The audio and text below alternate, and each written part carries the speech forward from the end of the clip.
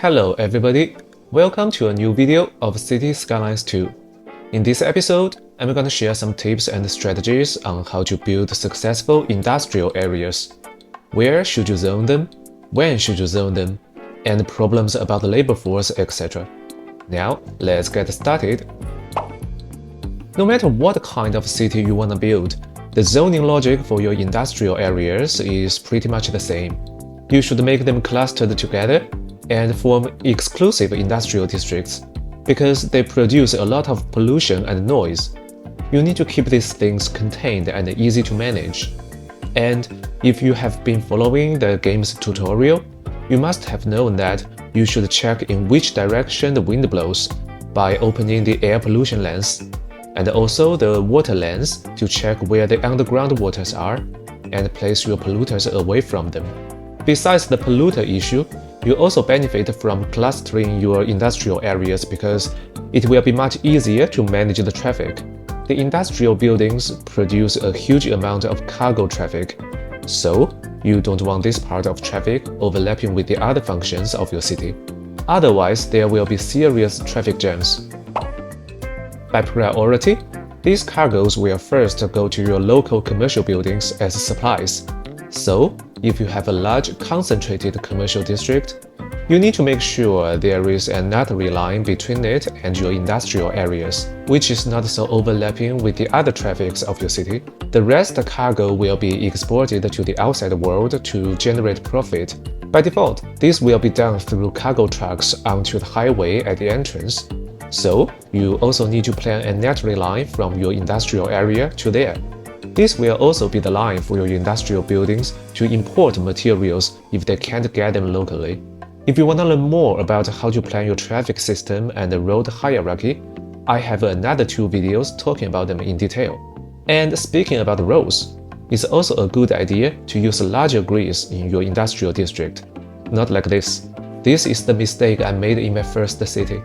This is because though the industrial zones are quite efficient at using space, the industrial signature buildings are huge. They can't be placed in those tight grids.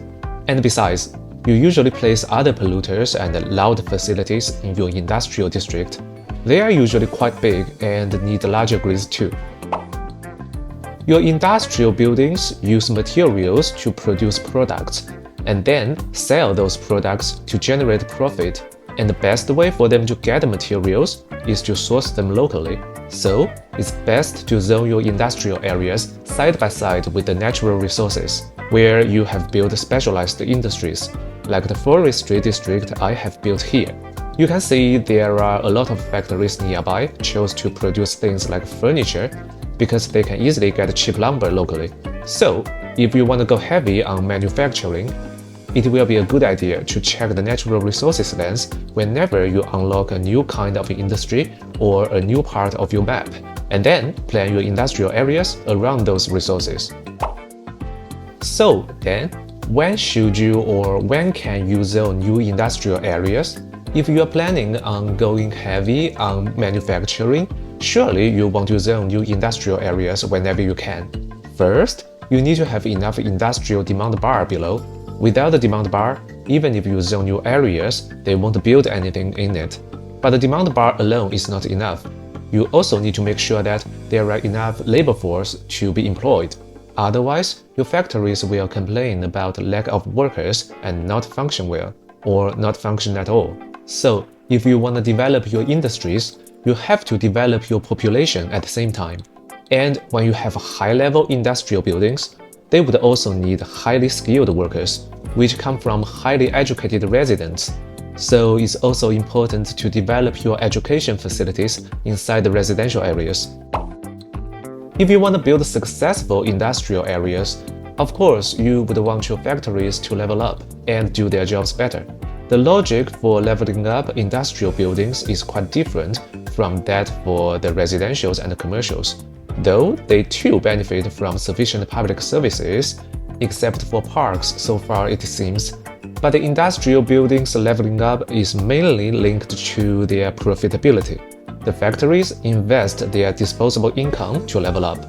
And the first thing you want to do to increase profitability is to ensure they can easily source materials locally and preferably nearby.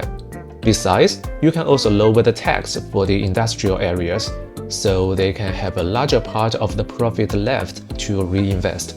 And you can do a lot of micro adjustments on this. Okay, these are my tips for successful industrial areas. Hope you find these tips useful, and happy playing, happy designing. I'll see you in the next video. Bye bye.